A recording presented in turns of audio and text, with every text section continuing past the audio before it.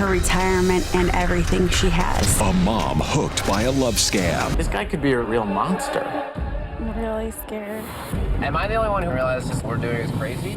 Catfishing is now part of our common vernacular thanks to television shows like MTV's Catfish and episodes of Dr. Phil. It's where men or women pretend to be someone else online and fool people into falling in love with them. Oftentimes, the catfisher intends on swindling the victims out of cash and lots of it.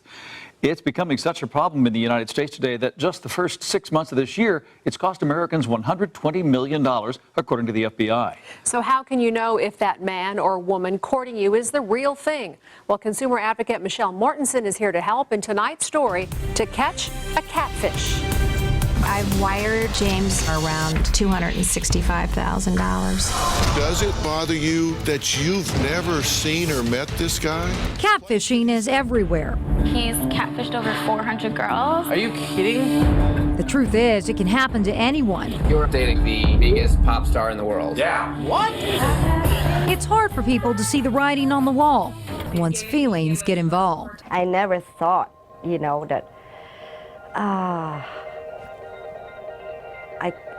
I will be here. Meet Reggie Johnson, a 58-year-old widow who just decided to start dating again, meeting men on Facebook.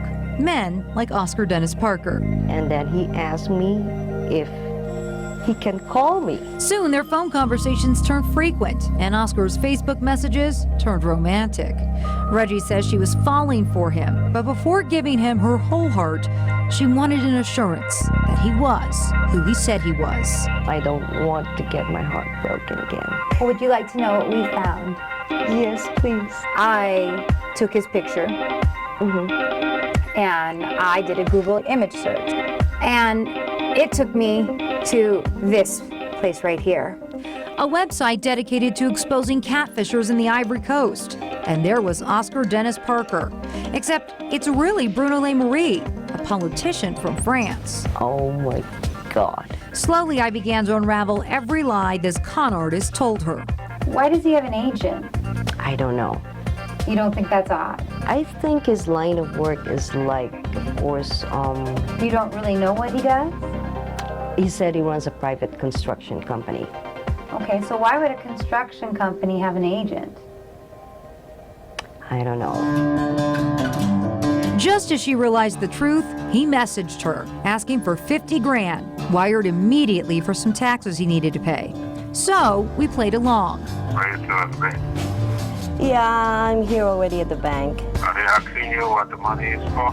You don't have to tell them what the money is for. Oscar got defensive, and that's when I got on the phone. Your picture on Facebook is a stolen picture from Bruno Le Maire, the former Minister of Agriculture of France.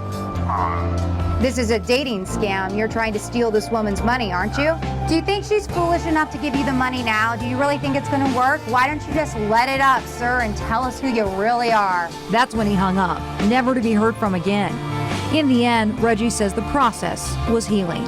I hope it made you feel a little bit better. Oh, yeah. Yeah. I've been holding it up for a long time. Believe it or not, I get requests to go after catfishers all the time, but I can't go after them all. So I'm going to arm you with ways to protect yourself.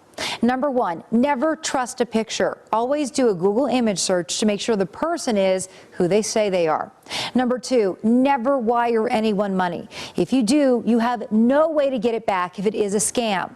And number three, don't be fooled by a phone conversation. Fraudsters are masters of manipulation, and they know how to make personal connections fast.